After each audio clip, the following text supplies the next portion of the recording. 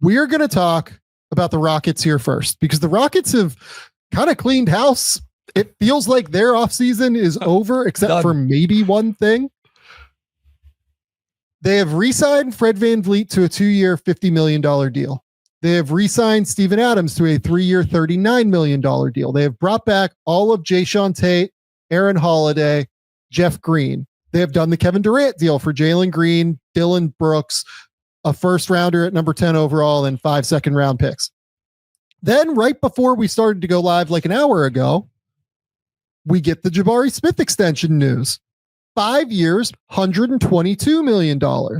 I want to start there before we dig into all of the other stuff. This one's going to be by far our longest conversation because we love the Houston Rockets here. If there's anything that we love on the show and that we talk about more than any other team, it's the Houston Rockets. Yeah, so someone tried to tell me that we were the Day'Ron Sharp propaganda podcast. I'm like, no, we're the Houston Rockets, Portland Trailblazers propaganda podcast, if anything. We did 50 minutes on the Utah Jazz. Don't give me that we only have propaganda about certain teams. There are some teams. And the Rockets are one. Rightfully so. The Rockets are a team that we end up just talking about all the time. So Jabari Smith signs a 5-year, $122 million contract extension. And I think this deal is just one that makes sense across the board for everybody. What was the number we came up with? Like if he was willing to do, we said, I think for 100, then we would be into that when we did the Rockets preview. I assume somebody will be able to tell us for sure. I know somebody tweeted at us that was this was roughly the number. I feel like we usually deal in terms of 4 years. So my guess is we were somewhere between 80 to 100. So we were either maybe a little lower, maybe a little higher, but right in this range. I do want to talk about the 5-year aspect of it and get your thoughts on that, because that was the thing that struck me a little bit, Sam. And I'm trying to work through how I feel about getting a 5-year contract to a player on their rookie extension that's not a max guy, right? Like you give Cade Cunningham 5 years, you give Paolo 5 years, you give Franz 5 years. For someone like Jabari, do you like the idea of giving 5? Would you rather it be 4 if you're the team? What are your thoughts on that? You'd certainly rather it be 4, I think, but here's why to me this makes sense. Because one of the things that we talked about in the offseason preview with the Rockets was with Jabari particularly, this is a player that you can very easily see thinking that he has like significant upside moving forward. He was a number 3 overall pick. He has averaged in double figures every single season. He is still like, he just turned 22 in May. He is incredibly young. He entered the NBA as one of the youngest players in the league. And physically, like you can see it a lot of the time, right? Like he's just getting to the point where I think he's growing into his frame, which is really what he desperately needs because he is somebody that doesn't handle the ball well. There are flaws here with Jabari Smith. Like nobody is going to deny that.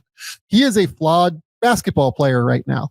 Having said that, this year, he averaged 12.2 points a game, 7 rebounds. He consistently makes shots from the perimeter at 6'10" to 6'11", somewhere in that ballpark. I think that this is a team that generally has not been all that well spaced since he's been there. I think that getting Kevin Durant into the mix is going to help their spacing really, effectively, much more so than what Jalen Green was able to bring. And I think this is just what this number was always going to be. Defensively, he has moments where it's an issue. Like he can be a little bit upright defensively on the ball. Off the ball, he does have moments where he will like be a little bit late rotating around the court. But again, this is a dude that like clearly gives a shit. That's always been my thing with Jabari Smith. Like you talk to anybody kind of around him and around the situation. Yes, there are limitations for sure. But this dude's a 3-and-D big that like cares about winning basketball games. Like he wants to be competitive. From the moment that he was a rookie there, he has always wanted to be extremely like competitive and has wanted to win. And that's a huge value for a guy that's maybe slightly rolling into becoming a super high-end role player, right?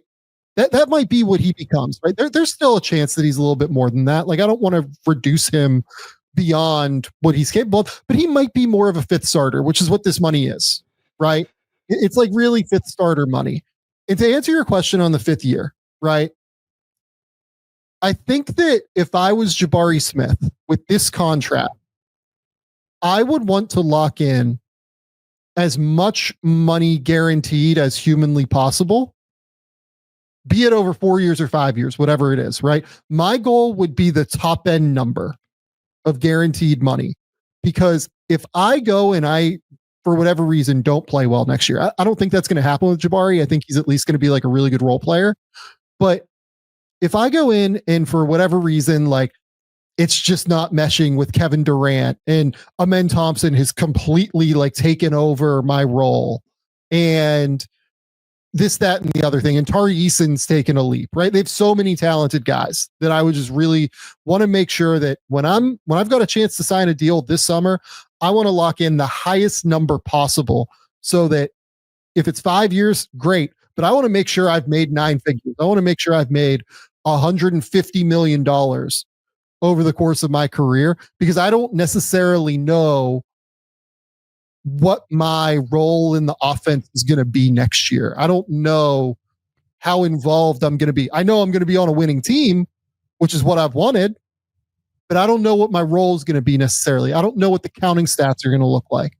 So I want the highest end number. And if it takes 5 years for me to get over that 120 marker, I'm good with that. And if I'm the Rockets, if it takes 5 years for me to get a deal done with Jabari Smith, who is a player that I think has like immense flexibility for them in terms of lineup constructions and is like really important to them being able to match up with Oklahoma City at some point, being able to match up, with Denver in terms of size, playing bigger lineups at some point. I want to make sure I lock that in and get that done. And this is a number where I think everybody has upside. I think that, if Jabari doesn't end up being what he thinks he's capable of, locking in at 122 is a huge upside move for him. But if he takes another leap as he gets stronger and just can like use his shoulder to bump and then get to that mid-range jumper basically whenever he wants, which I think is a real potential outcome here, then this has real upside for the Rockets too. Like it's just, to me, this is like the perfect middle ground for everybody, I think. Yeah, I think it's a fine number. I think I just found myself going 4 years would have been something from the team side I would have liked a little bit more, just because we know how. Let's play devil's advocate, right? Worst case scenario, Jabari, just like we've seen the best, right? Or there's even slight regression for whatever reason.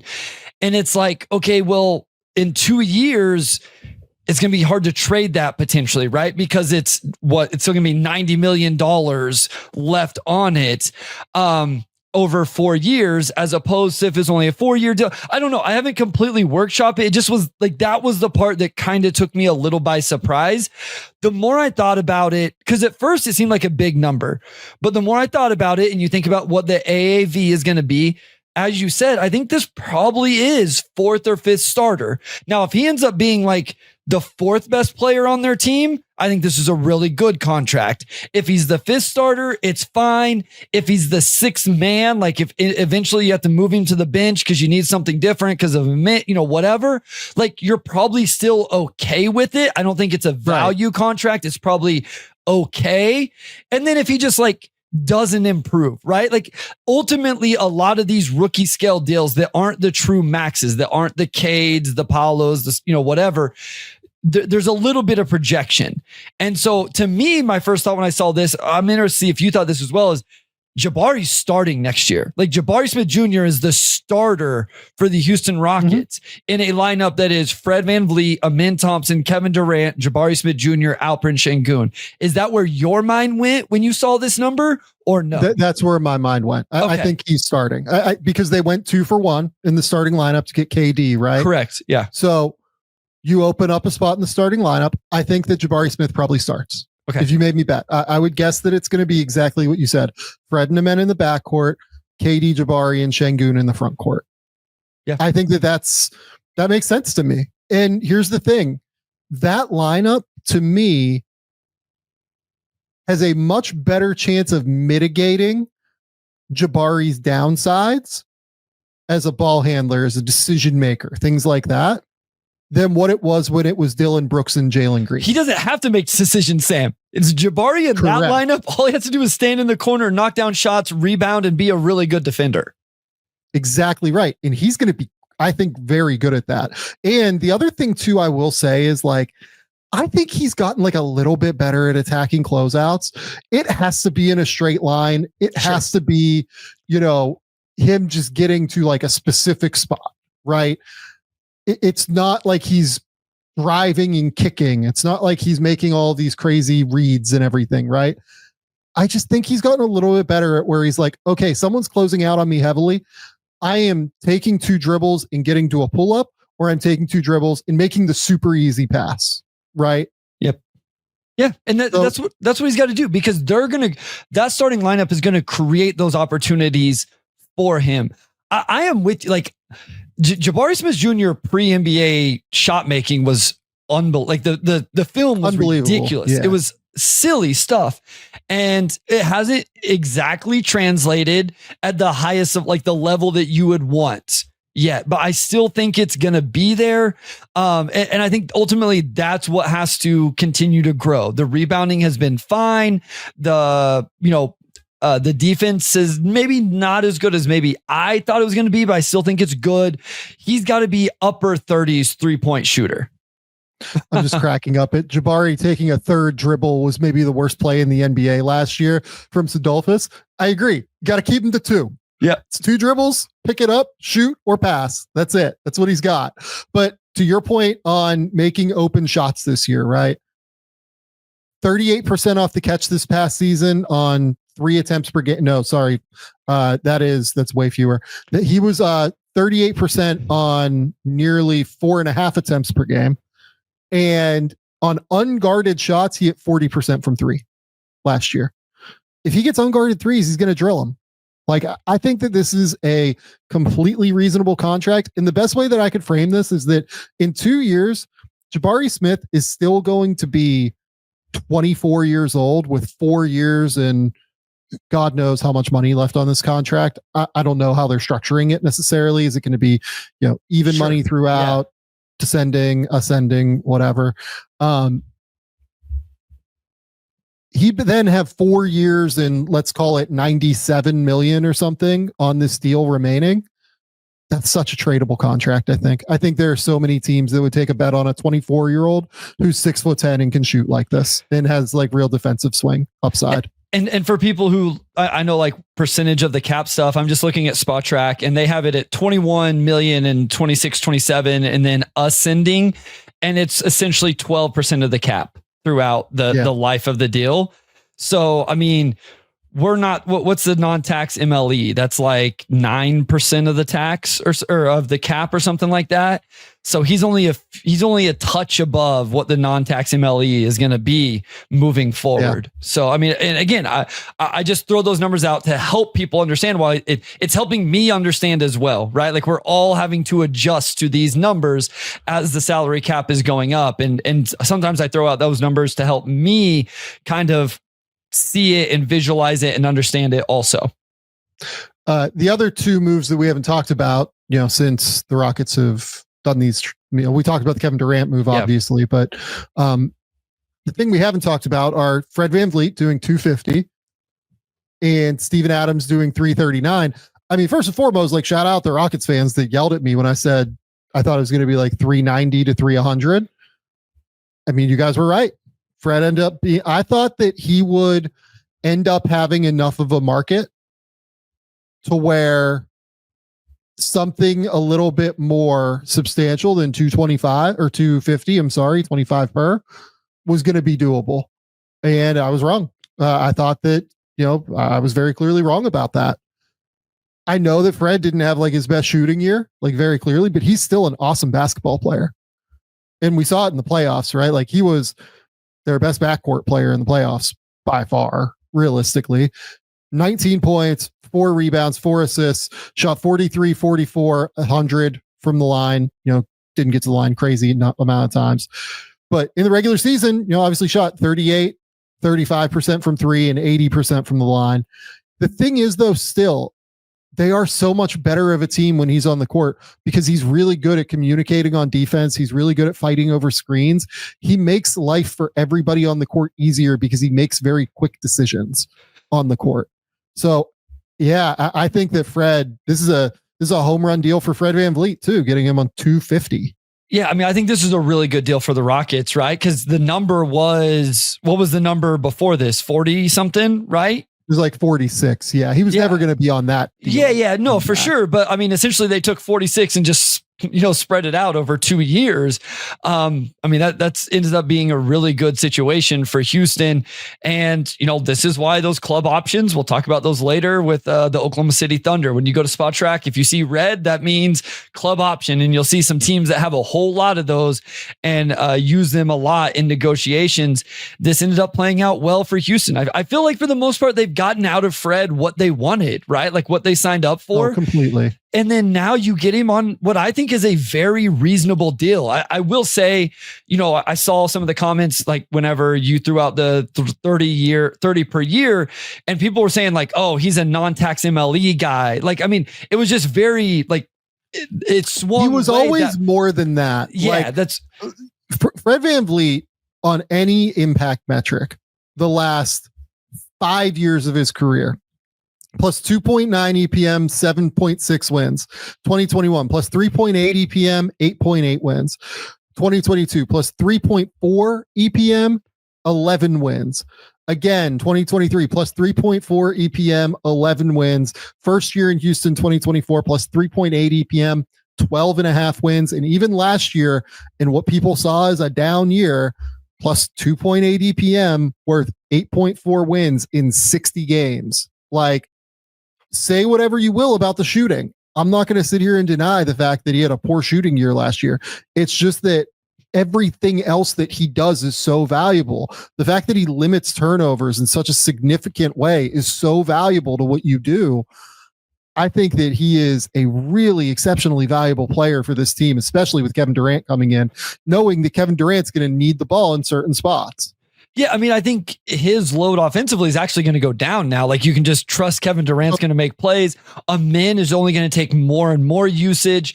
Ideally, for this team, Reed Shepherd is able to take on some usage in year two. Not saying those guys are going to play together. You probably aren't going to do that, but just in terms of the minutes load and all of that. And as you mentioned, we saw in the playoffs when he is making shots, it looked pretty good. Like that, some of their best minutes were when Fred was knocking down threes.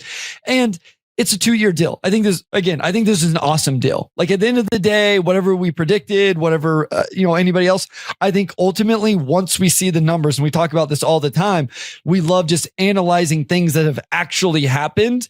Seeing this, I was like, yeah, that makes sense. That's awesome for Houston. Fred locks in $50 million there.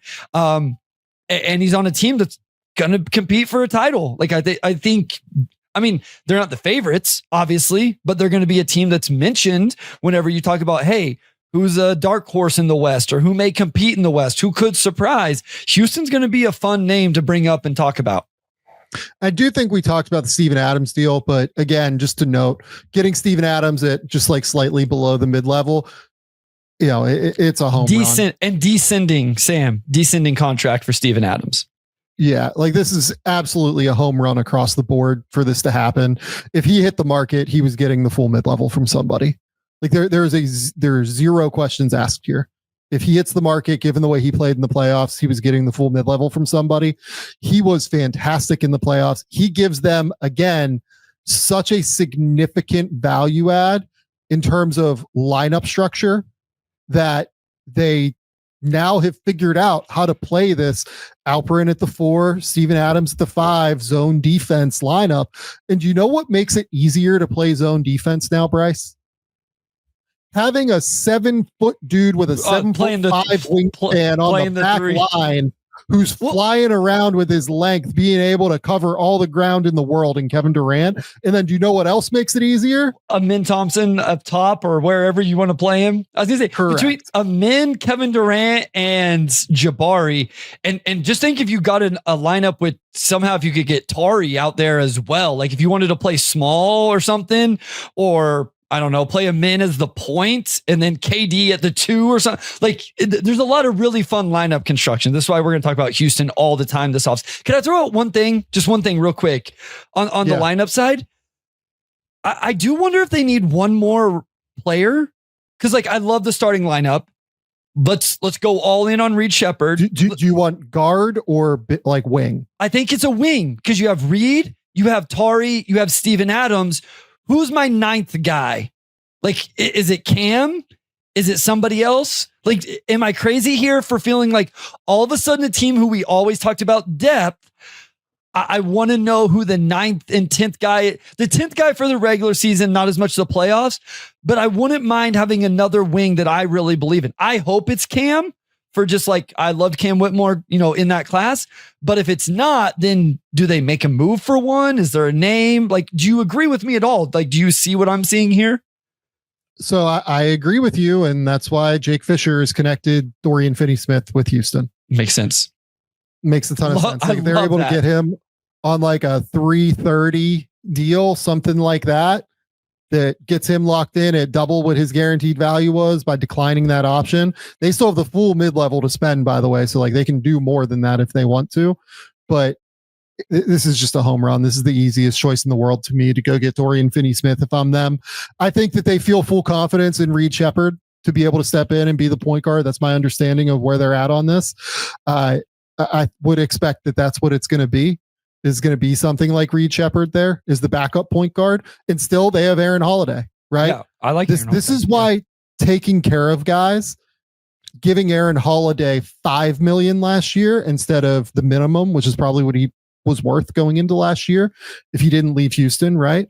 Taking care of guys matters. And we'll talk about it with Oklahoma City later. But if you take care of guys, they're always going to really have faith in you organizationally. They're going to continue to take care of you. So, Aaron Holiday is a perfect third guard to have around in case the Reed situation doesn't work out.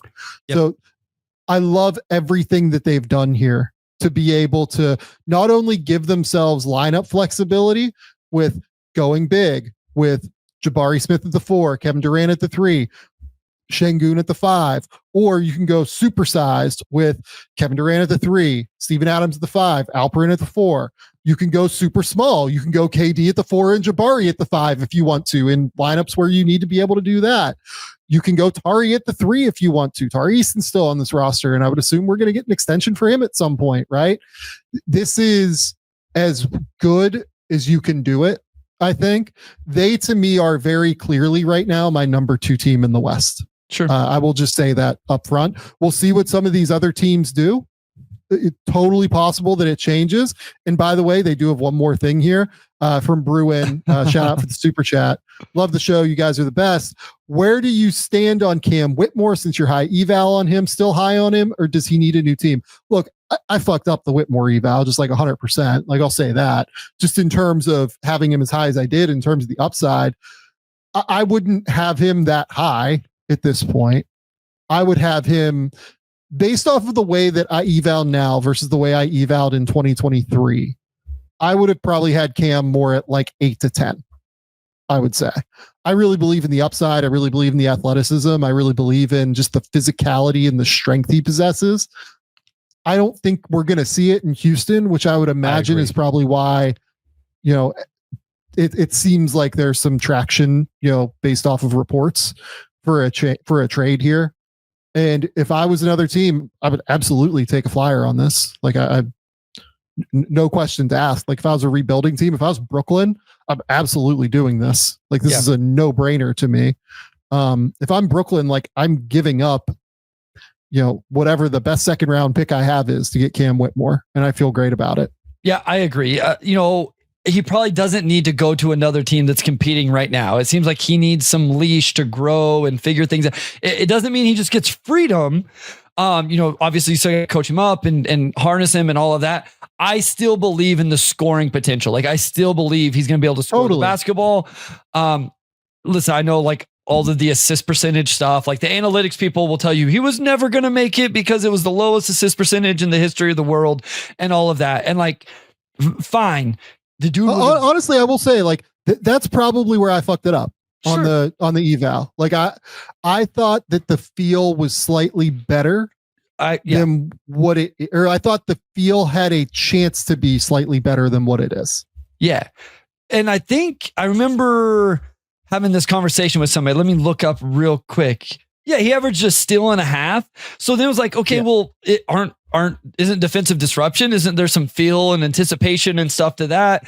And I think, to your point, I think I would watch Cam Whitmore because all I had people do was throw in my face, well, he never passes. He doesn't know how to pass. He doesn't read the floor.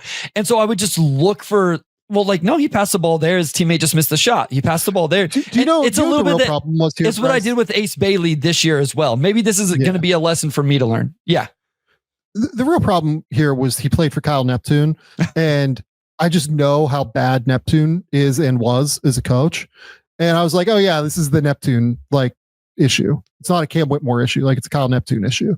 Yeah. And I think to some extent I've been proven right there, because every time Cam Whitmore plays, he is productive at the very least. But yeah, look, the Rockets are very clearly contending at the highest level of the Western Conference now. I think Cam needs a little bit more time than that, frankly.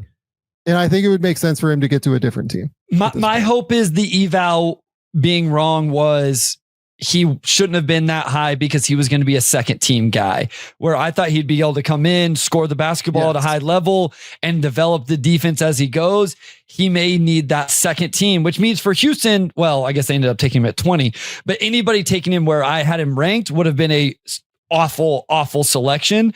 And Houston, has expedited this thing, and he just has too many defensive lapses, I think, for Ime to truly trust him. So send him somewhere else, continue to be coached up and grow and improve.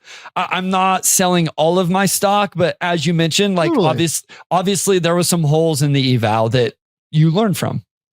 Yeah, I still think he's going to be a useful NBA player for sure. And I think he's going to be very productive as an NBA player. It's just, how does it impact winning? How does it do a number of different things?